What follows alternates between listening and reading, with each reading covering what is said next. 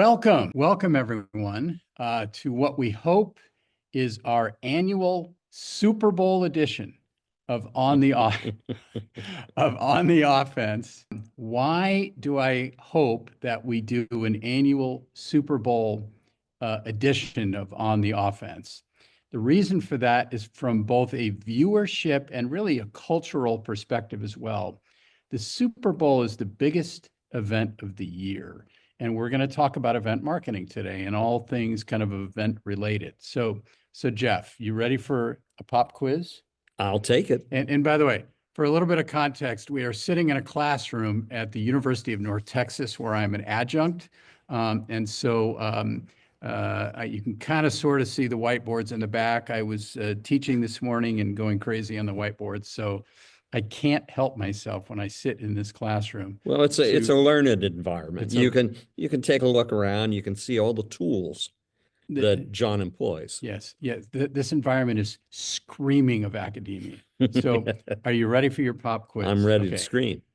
The Super Bowl last year, Super Bowl something, LV 111, whatever Roman number that is. Okay. February 11, 2024, last year, holds the record for the largest average viewership of any live network U.S. television broadcast in history. More people watched the Super Bowl last year than have watched any other event in history. Do you have any idea how many people watched last year's Super Bowl? Well, either I'm going to be ridiculously high or ridiculously low. So let me just pick something. Okay, if you want ridiculously high, I would say 300 million. 300 million. I don't think that's ridiculously high. The answer is 123.7 million viewers. Oh, okay. So, I mean, still north of 100 million. By the way, okay, 123.7 million people watched it. By the way, we've just launched right into this. So yes, we're here to talk about event marketing today. Who played in last year's Super Bowl?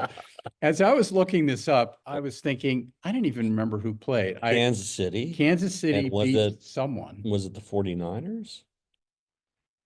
It was the 49ers. Right. And I'm here to tell you, all respect to Northern California, I hate the Niners. I hate all Northern California sports teams. I'm a Southern California guy. And even here in Dallas, we don't like the Niners. I don't have a huge problem with the Niners, but if I had a huge problem with the Niners. I don't have any feelings about them, actually. They beat the Cowboys last year. Or maybe that was 2 years ago. Yeah. I don't know. Although, frankly, I have mixed feelings about the Cowboys now.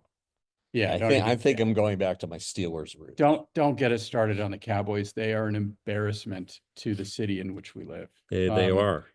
So the Super Bowl it's the Super Bowl of marketing. It's the Super Bowl of events, and as such, it's the Super Bowl of marketing. So we're going to talk about various types of event marketing on this podcast. And when we say events, we're going to talk very loosely. So football game sponsorships to piggybacking media relations on top of corporate events. Jeff's going to wax poetic on that. We're going to talk all over the board. We're going to be all over the board on this stuff. There are lots of ways to leverage events for marketing and communications. The key is to be aggressive and look for every opportunity you can. So let's do an example, and we're going to stick with the Super Bowl. Okay. Nowadays, here we are in 2025. The Super Bowl is synonymous. Well, maybe I should say it the other way around. Avocados and guacamole. And we're going to talk more about why he brought up avocados. Right, yeah. They are synonymous with the Super Bowl now.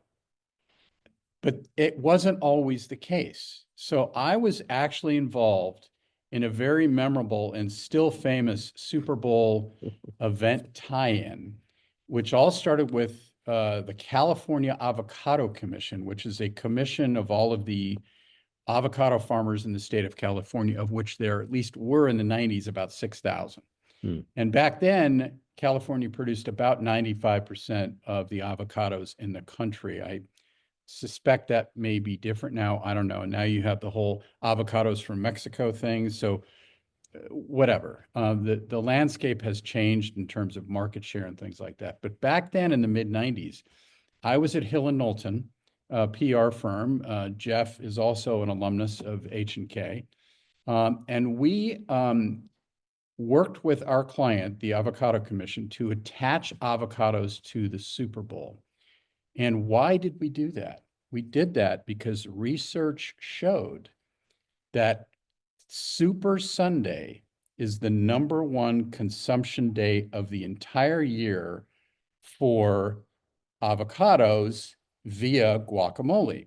And so that in our research, in our ideating, Ideating. was Wow, that that's a great word. this, like I said, this is a highly learned environment. Well, Yes. you said that, but ideating, yes. You get a bowl of soup with we- that one. we did some research to determine how many avocados were eaten during Super Bowl week. Now, there's no question in my mind that this number I'm about to quote, 30 years old, the Mhm. number's probably gone way up. But back then, Oh, I'm sure. we found out that 25 million avocados are eaten during Super Bowl week, which back then was enough to make about 12 million pounds of guac. And if that doesn't make you sick, nothing will. I love guacamole. So we took that factoid and we made an infographic because we did the math to say at 12 million pounds of guac, it's enough to cover a football field at a certain height of guacamole, Nice. which is also kind of disgusting. And we created an infographic, and we got that infographic in the upper right-hand corner of the cover of USA Today, which back then was like, That was the Super Bowl of coverage. that was the Super Bowl of coverage. We were heroes. We were absolute heroes. Not only that, but we also worked with each of the NFL teams in the playoffs in one of those years. This is like 93, 94, 95. Mm. And each team gave us their own guacamole recipe. And so we were able to market the San Francisco 49ers guacamole recipe, blah, blah, I blah. like that. And anyway, that was 30 years ago. And you look up guacamole in Super Bowl now, and you will find news story after news story after news story about how it's such a big day. And anyway, I guess the point is that was a very creative example of taking an event and tying it to something that on paper had nothing to do with it. Mhm. What Mhm. what do avocados have to do with the Super Bowl? Back then, it was like, what? And we created a cultural phenomenon that got unbelievable media coverage. And now to this day, the two are associated together. So, Interesting. Now, I don't yes. think when you launched that I had ever tasted an avocado. Really, Now I'm a huge avocado yeah, consumer, so I would bet you that really launched a craze of eating avocado. I think it did, but little secret, I'm doing a little Lee Corso here, little secret. You know how he always does that? Yes, He yes. leans next to Kirk Herbstreit, little secret. Except you'd have a pen. I was in charge of the account. I was in the middle of all of this. I didn't do all of it. And in fact, when this started, I wasn't even there yet. So I can't take the credit for the 12 million pound infographic. But I was in the middle of this for a few years thereafter. Little secret, I hate avocados. I hate them because it's a texture thing. It's disgusting to me. I can eat any form of potato except for a sweet potato. It's a texture thing. I hate avocados. Wow. Jumping in to share today's numbers. In 2024, Americans consumed approximately 54 million avocados during the big game. There you go. 54 million. Wow. Wow, that's nearly double. That's more than double. That's more than double 30 years ago. I love avocados. And it mixes well with other things. One of the many other things we did when we represented them was we worked with dietitians and chefs to make recipes, and they were healthy recipes. Don't sue me. I still don't like avocados. Just don't sue me. There are so many ways to be creative with event tie-ins and sponsorships and things like that. And if you're a chief communications officer or a PR firm, I challenge you. What's the next Super Bowl and avocado thing that you can come up with that's going to change the cultural landscape over time? With that, Mr. Baum here on my left has much to say about golf and other things. Yeah, let me start out with that one. So back in the day when I was at EDS, and of course John was with me at EDS for a period of time, we signed on to be the corporate sponsor of the Byron Nelson Championship. So it became the EDS Byron Nelson Championship golf tournament. Of course, a corporate sponsorship like that is actually very expensive, but you get great exposure because every time the words Byron Nelson come up, it's the EDS Byron Nelson. So constant exposure. The other thing is there were a lot of our customers whose executives watched golf. So it was a good way to target things. We had media relations there, but a lot of it was sports media. They were the ones who would most likely be covering it. So I kind of took a different tact. We were working with the Wall Street Journal on a number of different things, and we had a big group of other companies that we worked with, an alliance of other companies we called the Agility Alliance. And they were big names in technology, and most of them came to the Byron Nelson. So I was able to set up interviews with the vast majority of those companies, and we got a great piece on the Agility Alliance, totally due to the fact that the reporter, guy actually from the West Coast, who came to Dallas to do the story. And I set him up with there was a golf tournament that was held every Saturday of the tournament where people who didn't make the cut got to play, and we had corporate and media people and whomever. Wait a minute, you don't make the cut for the weekend and you Right. still get to play? Well, it was a Cowboys country club. It was not there, but we used that to promote it. And That's actually Yeah. brilliant. They're all there. right. And Why not? we had the god of golf, David Faraday, who was coming Yeah. around and commenting on things. And, he was hilarious. So they loved interacting with him. And it was a great time. Jim, the reporter, Jim Carlton, had a great time doing it. And so that was a great way to use that sponsorship. There are other ways to use the sponsorship that aren't buying a corporate sponsorship. John's former company, Unisys, sponsored individual golfers. The one that I can think of is Ryan Palmer. And every time he played, he still is a Unisys sponsor. He wore a Unisys hat.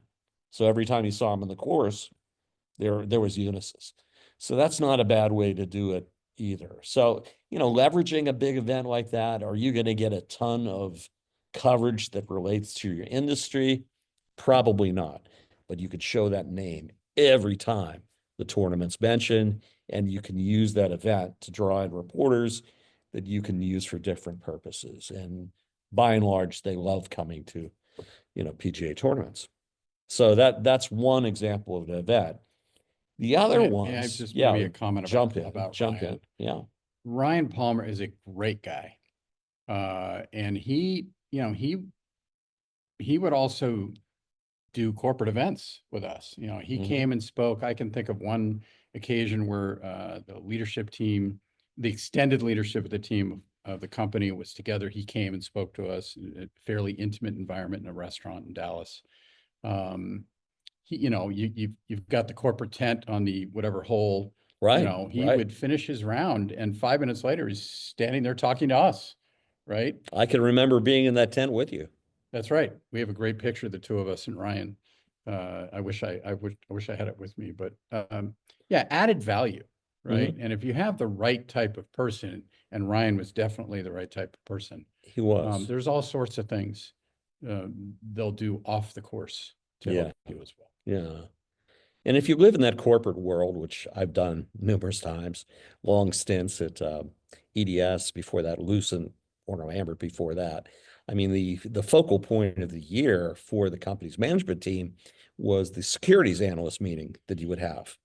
And you draw in all the different people who are covering the company, mostly sell side analysts. And those were obviously the most important on a day-to-day basis. And they came in and they heard presentations from our entire management team and about the technologies we're rolling out and anything that was going to impact the company for the year.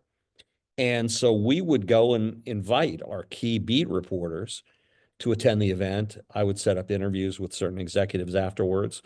And we drew quite a bit of coverage from that. And most of it was positive. We wanted to make sure there were no bombshells that were going to drop at those events, but that was a good one. Annual meetings are too cut and dry to really get much coverage from, but we'd have them there as well.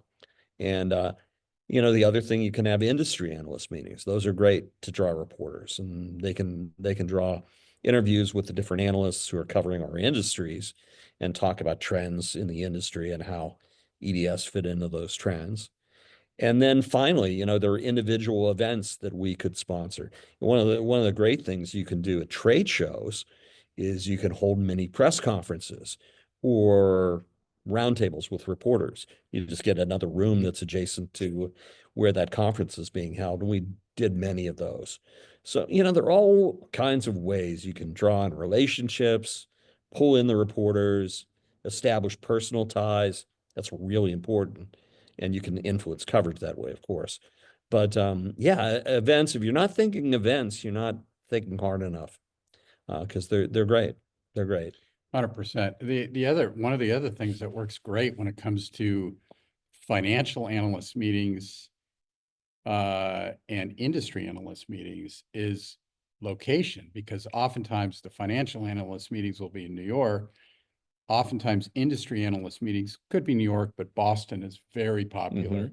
You got a lot of tier one business media based there. And so you're kind of going to them and doing it on their turf, and it's a lot easier for them to show up. They don't True. have to travel far. They don't have to spend a lot of time out of the office. It's just an easier way to build relationships, and yes, to get coverage, right? Yeah. Um, I'll give you one more example. At EDS, we had a huge data center on the property of the headquarters. And the front part of it was really meant as a show and tell for different bigwigs coming through. That Mhm. includes clients, prospective clients, and reporters and analysts. So we held a number of events right there where we brought in reporters to see some of our latest innovations, take a look down at the floor where our networks were managed. Now that became more and more automated, but it was a great thing to take them in there, and we had a coffee machine that could remember every type of coffee that anyone who'd ever been there would like, because of a little chip we placed in the cup. So, you can leverage things on your campus too. So I think you just have to take off the blinders and just think of anything that would make sense. I'm thinking of challenges to that. Why wouldn't you do this? Right. If you've got a securities analyst meeting, you get an industry analyst meeting, whatever, why wouldn't you leverage those for all they're worth according to what you're saying? The only thing I can think of, and I can think of times when I would get this feedback, like, we don't have time. John, great idea, but we have the event, we have customer meetings, we don't have time. Yeah. My advice to you, if you're the head of communications or at a PR firm, is push. Okay, you don't have time, then get there a day earlier. Absolutely. Or just stay another day. Stay another half a day. You're missing huge opportunities because you're in town, you're on their turf. It's much harder for them to say no, quite frankly. Mhm. And so take advantage of it. Just be aggressive. That's really what we're talking about, right? Wildly It different is. things here, but we're talking about being really aggressive and really creative to find every way to get value out of an event, whether it's a sponsorship or something that may look like it has nothing to do with you, or an analyst meeting or what have you.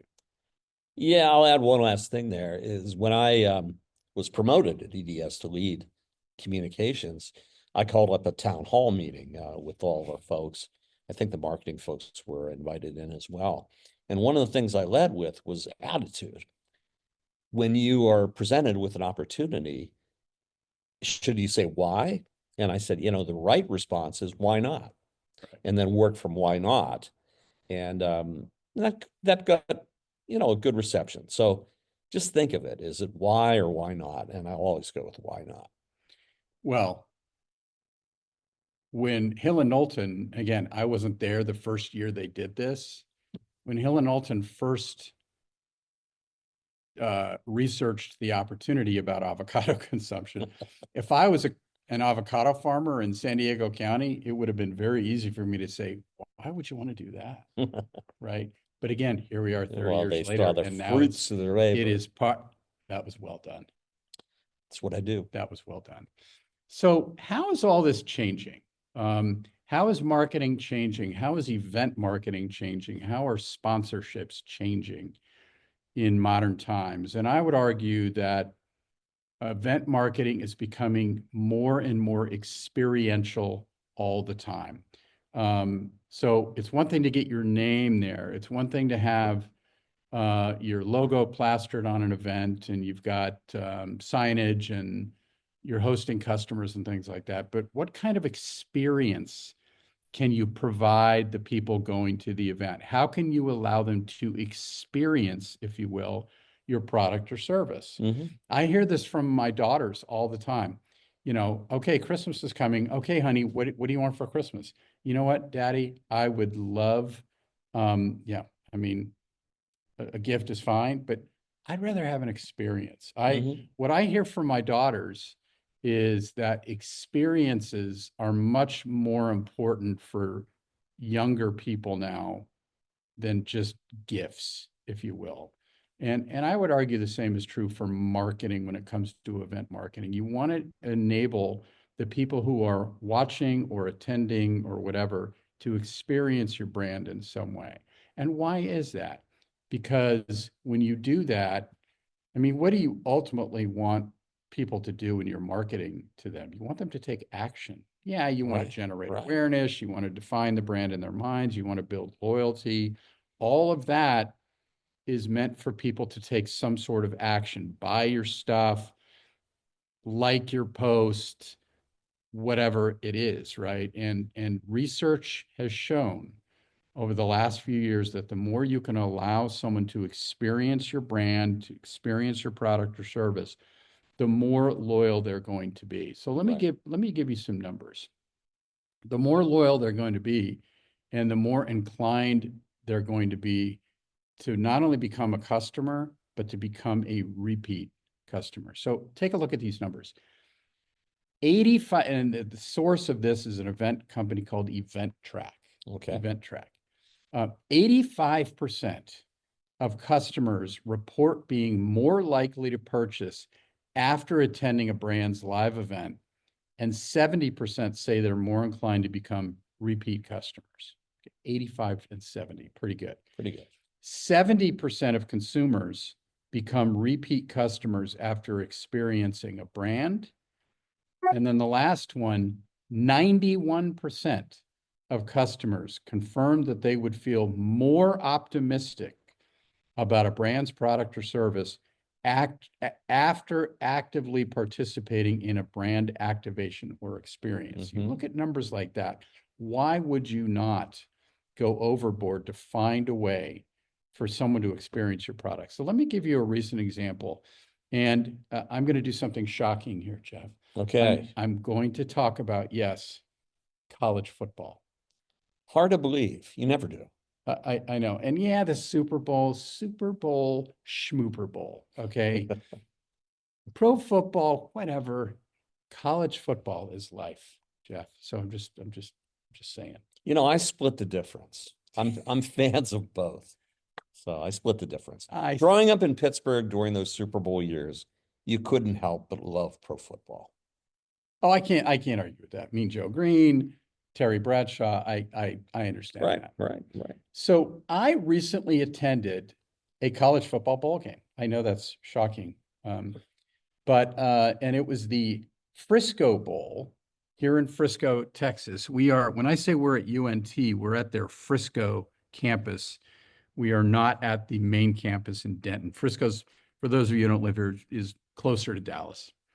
And this campus is very, very modern. They have every amenity you could ever think of. So it's a nice place. It's pretty nice. This building's only a couple of years old. It's pretty nice. But it's not just the Frisco Bowl.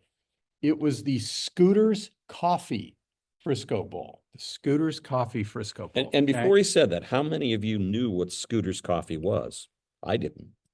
So I didn't. I had never had it before I experienced the brand at the bowl game. So love it. Love it. it was, you know, West Virginia versus Memphis. Who cares, really? Unless you're a fan of either team, you're really going to go out of your way to watch that game. That's not a bad game. Not a bad game. Bad game. Memphis, I believe, won. I only stayed for the first half. I admit it. It was my 7th different bowl that I've attended, and it was my 31st bowl game overall. Now, how did I get from only going to 7 different bowls to 31 different bowl games? It's because I've been to 16 Rose Bowls. Wow. Yeah, baby. Wow. Oh, yeah. 16 Rose Bowls. So I go to the game. I'm watching the game. I'm having a hot dog. And I thought Scooters did a good job. The signage was very clear. Tons of in-game videos. Mm. They did a bunch of stuff in the stadium. Like, you know, at home, you're watching the game. Okay, it's a commercial. But in the stadium, you're seeing presentations from and about employees of Scooters Coffee. They announced a charitable donation at halftime. And there was a lot of really good community-oriented stuff and employee-oriented stuff. And I was actually very impressed with the culture that I was sensing from the company, right? It was a good experience. But, okay, it's time for me to go. And I remember thinking, oh, they did a good job, because I was thinking somewhat clinically. Like, part of the reason I went to the game was I wanted to see how they were treating the sponsorship. And yeah, I wanted to see a college football game, but it was a little bit of both. And I felt like having a hot dog for dinner. I had 2 hot dogs. Is that ever a bad thing? No, absolutely not. So I remember thinking, well, I didn't really get a chance to experience the brand until I left the stadium. And as you left, there were Scooters Coffee employees standing there ready to give you your lovely parting gift from having attended the game. And here it is. Yes, I always have props for those of you who watch our stuff. I don't know if you can see it. Scooters Coffee Touchdown Blend.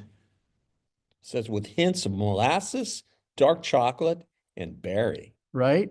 Medium roast ground coffee touchdown blend from Scooters Coffee. And I said to myself, that is genius. I am now going to get an opportunity to experience this brand. Even on the back of the thing, it says amazing coffee for football fans. I mean, they didn't just hand out Scooters Coffee. They went out of their way to make a football-oriented, at least packaging for the product. They gave out 2 of these to each of us leaving the game. One I kept for prop purposes. The other one, we drank the coffee. And I'm here to tell you, I liked it. I liked it more than I thought I would. The next time I pass a Scooters Coffee, I'm probably You're going gonna to stop and get a cup. And you're talking about the most brand loyal person ever when it comes to coffee. If it ain't Starbucks, it doesn't count for me. I went down to Argentina on a business trip about 5 years ago. All I wanted to do the first morning was find the local Starbucks. I'm in Buenos Aires, right? Mhm. I found it a couple of blocks away. I stupidly posted on Facebook, hey, everybody, look at me with my Starbucks in Argentina. I was raked over the coals electronically by my friends because they said, you're in Argentina. Why are you not going to a local coffee place? Yeah, that's my question. Fair question. My response was, I just want Starbucks. That's all I want. Okay. I still love Starbucks, but I'm here to tell you, Scooters Coffee got into my head a little bit, all because the sponsorship drew me in. The creativity of creating a football themed bag of coffee is really what enabled me to experience the brand. And so I give them a lot of credit. I'll give you another, yes, college football example, Jeff. Okay. And you can see my notes on my screen, the Pop-Tarts Bowl. Yeah, that was something else. right? Uh-huh. Okay, this is one of those things. And again, I joke, but I'm serious. I mean, that avocado thing 30 years ago has never gone away.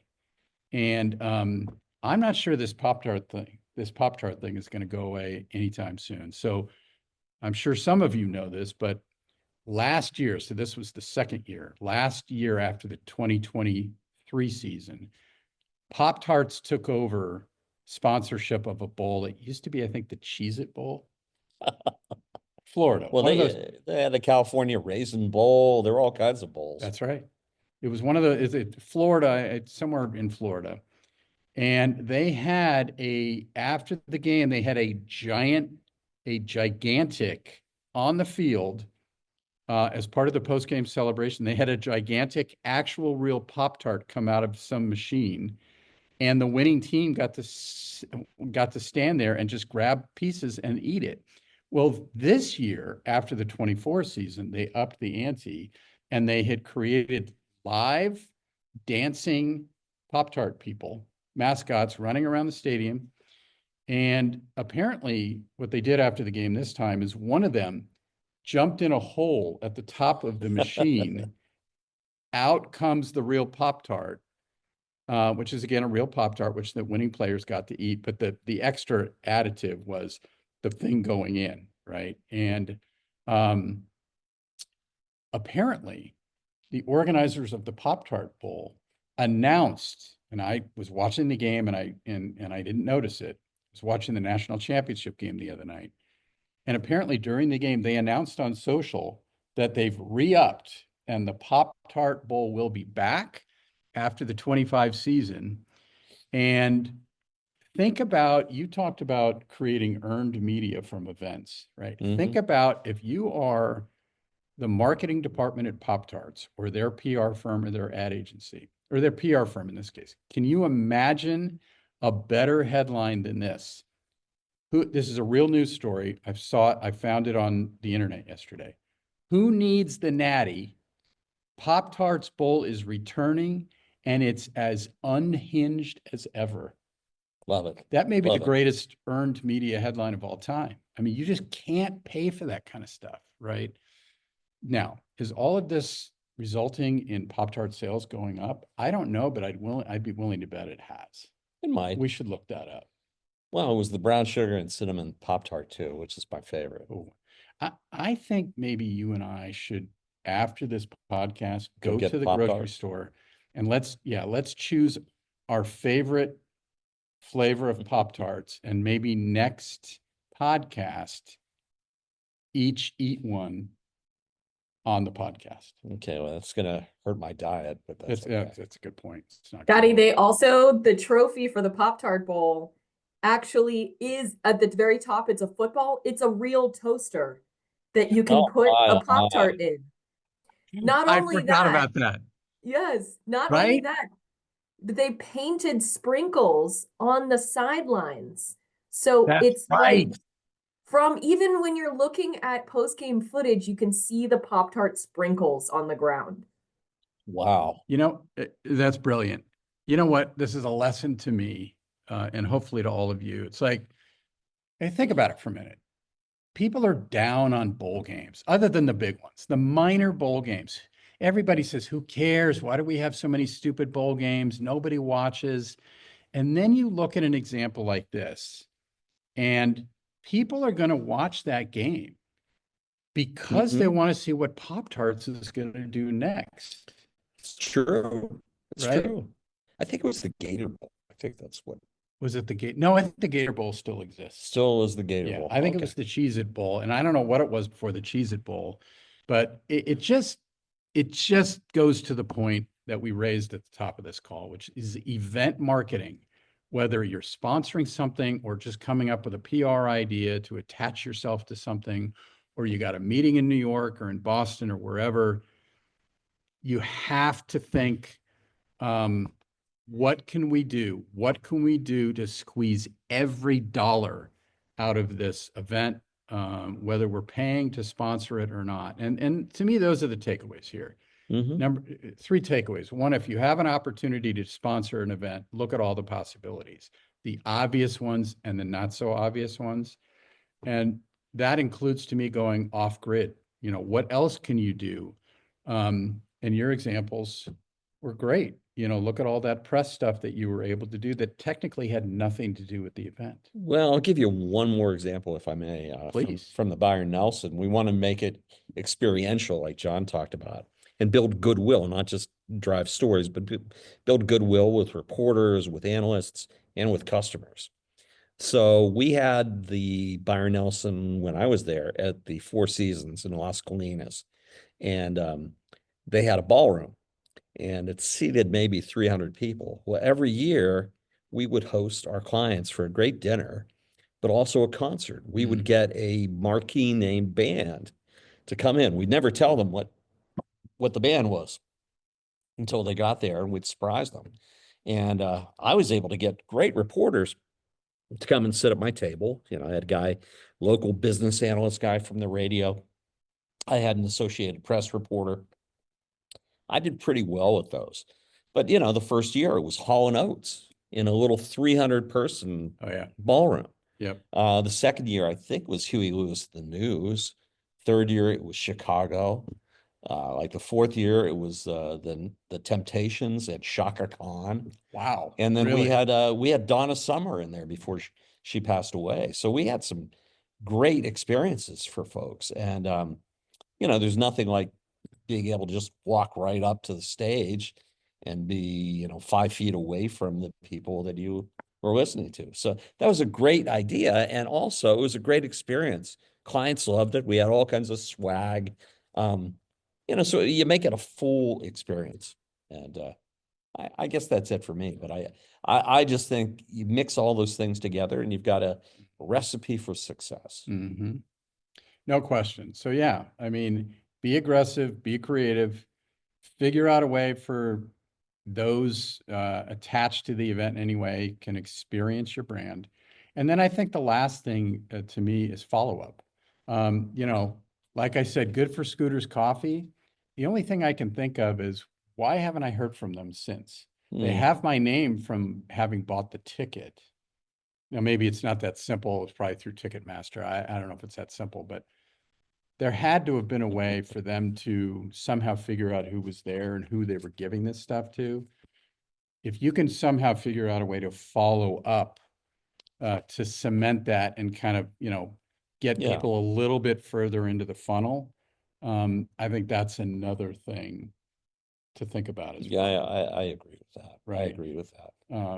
Now with you and all those great examples, those were existing relationships that you had with those people. So you had a natural opportunity to follow up with them after the event and continue to build those relationships. Well, and also I invited some new people who were covering the company so I could build relationships with them. And it worked for every one of those. And of course, follow-up was the key. If you do media relations, any kind of public relations, the worst way to introduce yourself to a reporter is on the day of some tragedy or whatever. It's a cold call. That's not going to help you very much. But if you have a relationship that's built in, they're going to know who you are. They're going to feel some empathy, and that may influence the coverage, may soften it a little bit. So, words to the wise. If you can leverage an event, build relationships, and give these folks a pretty good time, it's going to benefit you. It's going to benefit your organization or your company. No question about it. So we're going to come full circle here. We started out by talking about football. We're going to finish with football, pro, not college. But we have the two. So we are recording this on Wednesday, the 22nd. The conference championship games are this coming Sunday. We'll post this the week of the 29th, I think it is, or the week of the 27th.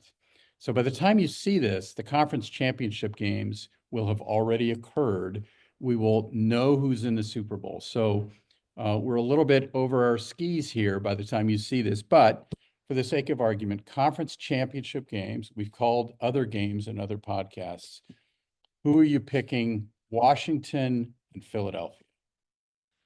Well, I lived in the DC suburbs for a long You time. did. And my first job out of college was working for a member of Congress. So I became a pretty rabid Redskins fan for a long period of time. And I think they've got a great quarterback. They've got a great foundation to build on. But at the same time, the Eagles, who I despise the Eagles, being a pseudo Cowboys fan now, you can't help but despise the Eagles. But when I take a look at them, they've got my favorite running back of all time, a Penn State alumnus, Saquon Barkley, Yep. who's setting records Stud. everywhere he goes. And I've got to pick the Eagles, unfortunately. I'm with you on that one. I am very tempted to jump on the Jaden Daniels train because Tremendous. he is doing things that a rookie shouldn't be able to do. It's unbelievable what he's done, but you wonder, they haven't been to this level in a long time, that franchise and that team. So yeah, Saquon, it's tough to bet against Saquon. They're also at home. I Mhm. believe the game's in Philly. All right, so we are in cahoots on the NFC, the Philadelphia Eagles. In the AFC, you got Kansas City hosting the Buffalo Bills. What say you? Well, I've watched Kansas City, and they're fantastic. That connection to Travis Kelce from Patrick Mahomes, incredible. You can't beat that combination. At the same time, they've been so good for so long, but they've been barely good this year. They've won a lot of their games by a field goal or a touchdown or a fluke. I watched the Bills the other night, and they're tremendous, tremendous. They've got a great quarterback, Josh Allen, and I just think that there's going to be an upset on the road, and I picked the Bills. I'm disturbed by that pick. You want to know why? No. Because I violently agree with it. Oh, Uh, God, we agree on something. I absolutely think the Bills are going to go into Kansas City and they're going to beat them. I too watched that game against the Ravens. I was thoroughly impressed. Wow. Yeah. Interesting. Okay, so we are all in here at Clients First Marketing and Communications on an Eagles Bills Super Bowl. Assuming that happens, who are you going for? Because by the time the next podcast comes, it'll be after the Super Bowl. Bills, Eagles. I don't know where the game is, somewhere warm. It's in New Orleans. It's in New Orleans. All right. In a Bills, dome. Eagles in a dome. What do you think? Okay, this is going to be kind of a weird pick. When the Eagles are on offense, I do root for Saquon. When he breaks off a big run, I love it. At the same time, I think the Bills are the superior team, and I'm going to pick the Bills. Why? Why do you do this? Why do you speak so logically and soundly and correctly? Why do you do that? I want to disagree. First of all, it's more fun. It is right? more You fun. got this team, I got this. I am the Buffalo Bills are going to win the Super Bowl. Okay. The Buffalo We're together Bills, on that. We're together on that. those of us who are of a certain age, okay, well, seriously, full circle here. Early 90s, Avocados, Super Bowl. Guess who was in the Super Bowl 4 years in a row in the early 90s? The Buffalo Bills. Guess who lost 4 Super Bowls? The in a Buffalo row? Bills. Okay, they've never won it. And the Eagles have both lost, but also won the Super Bowl. The Bills have never won the Super Bowl. It's their time. I think it's their time. And you want to know why it's their time? Because they're much better at event marketing than I'm kidding. I'm kidding. I just wanted to bring it back. I was losing you, so I wanted to bring it back to the topic at hand. So listen, thank you all for spending the time with us. We hope we've entertained you and or informed you in some way. Anything you want to add as we close? I hope you're blinded by our insights and that at some point you think, well, you know what, I could really use a consultation with those guys. And here we are. We are here to be consulted with, especially because we come to you from a sphere of serious academia. That is true. That is You true. engage with us, you will learn things, you will be pop quizzed, all that kind of stuff. Okay, so in the meantime, go to our website, and also engage us on social media. We're on all the different platforms. Yeah. So we look forward to seeing you there. We hope you'll continue to watch our podcasts, and I hope we can interact with you personally at some point in time. Bye-bye. Thanks, everybody. Go Bills.